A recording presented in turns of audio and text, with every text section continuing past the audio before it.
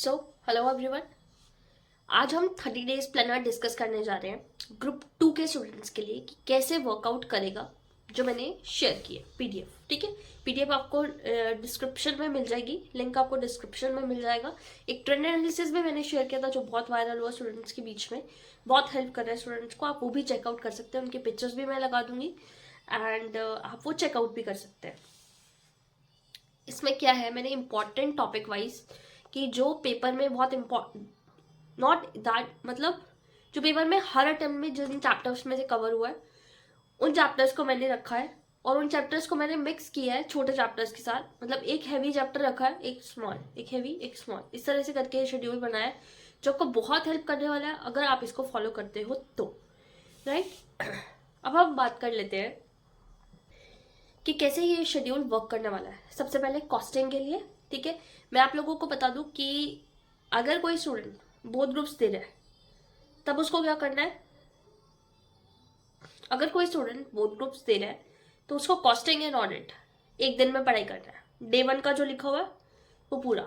अगर कोई student single group दे रहा है उसके पास दो ऑप्शन है, ही और she have two options. Either वो कॉस्टिंग 5 दिन के लिए कर सकता है और ऑडिट 5 दिन के लिए कर सकता है, या फिर 10 दिनों के लिए कॉस्टिंग और ऑडिट उठा सकता है। जो मैंने डे 1 का डाला है वो 2 दिन में फॉलो करेगा। मतलब जो ये 5 डेज का 6 डेज का प्लानर है वो डबल द डेज कर देगा। अगर कोई सिंगल ग्रुप दे रहा है and 2 subjects in a day करना चाहता है तो उसके लिए ये स्ट्रैटेजी लगानी है।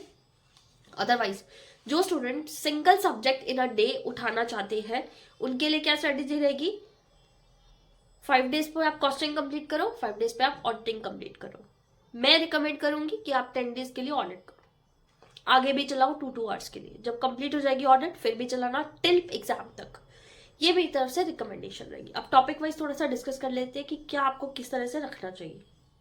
डे 1 पे material costing, cost sheet and service costing plus audit में risk assessment and internal control. अब अगर कोई बोथ ग्रुप्स दे रहे हैं उस केस में कॉस्टिंग ऑडिट एक दिन में कंप्लीट करना है। अगर कोई सिंगल ग्रुप दे रहा है डे 1 का 2 दिन में कवर करना है कॉस्टिंग एंड ऑडिट। अगर कोई सिर्फ एक सब्जेक्ट उठाना चाहता है तो आप समझ गए होंगे, सिर्फ कॉस्टिंग उठाओ फिर ऑडिट कंप्लीट करो। अब सेम चलेगा। डे 2 पे टॉपिक्स देख लेते हैं। ABC costing which is very important, her bar paper में आता है। Process and operation costing which is very important, her bar paper में आया है 10 से 15 नंबर का। उसके बाद ऑडिट एविडेंस, ऑडिट के लिए ऑडिट एविडेंस हर बार पेपर में आता है। ऑडिट डॉक्यूमेंटेशन इसी के साथ कवर्ड है ये टॉपिक, ये भी बहुत इंपॉर्टेंट है। हाँ जी, डे 3 पर आते हैं मार्जिनल कॉस्टिंग। हाँ जी, डे 3 पर आते हैं मार्जिनल कॉस्टिंग। आपको करना है unit and batch costing, then job costing. Then हम ऑडिट में आते हैं, audit of different types of entities, audit of items of financial statements, ये आपको करना है। देन डे 4 पे आते हैं standard costing, budget, budgetary control and overheads, ये आपको एक दिन में कवर करना है। देन ऑडिटिंग के लिए audit report, nature, objective and scope of audit. Then day 5 पर employee cost, cost accounting system, joint and by product and introduction. Audit में हम देख लेते हैं ethics, terms and audit engagement, audit strategy, audit planning, audit program. Day 6 पर आपको audit के लिए मैंने दिए completion and review, audit of banks, ये हमारा होगा कॉस्टिंग एंड ऑडिट। देन हम आ जाते हैं एफएम एसएम पे। आपको एफएम करना है और एसएम करना है सेम सिमिलर वे में। अगर कोई बोथ ग्रुप्स अटेम्प्ट कर रहा है तो उसको डे 1 पर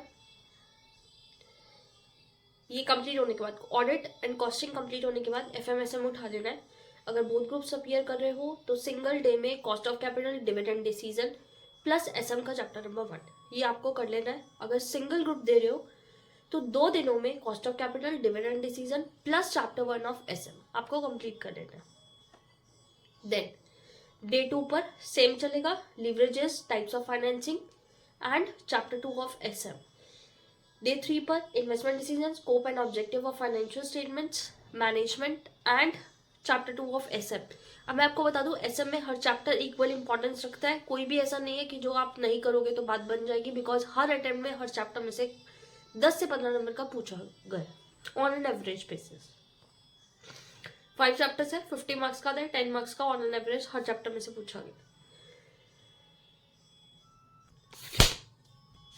after then chapter day number 3 पे आता है investment decision, scope and objective of financial management. उधर से आपका एसएम में चैप्टर नंबर 3 होगा।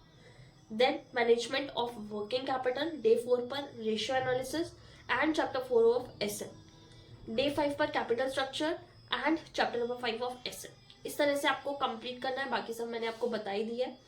तो ये बहुत ब्यूटीफुली आपका कवर हो जाएगा। इंपॉर्टेंट टॉपिक्स की लिस्ट मैंने साथ में अटैच कर दी है, आप देख सकते हो। दोनों ही पीडीएफ्स आपको, फर्स्ट पीडीएफ जो आपकी ट्रेनर एनालिसिस की एंड सेकंड जो 30 डेज का प्लानर है, आपको नीचे लिंक मैं डिस्क्रिप्शन बॉक्स में दे रही हूँ। इसको जरूर देख लेना, जरूर फॉलो कर लेना, आपको बहुत हेल्प करने वाला है।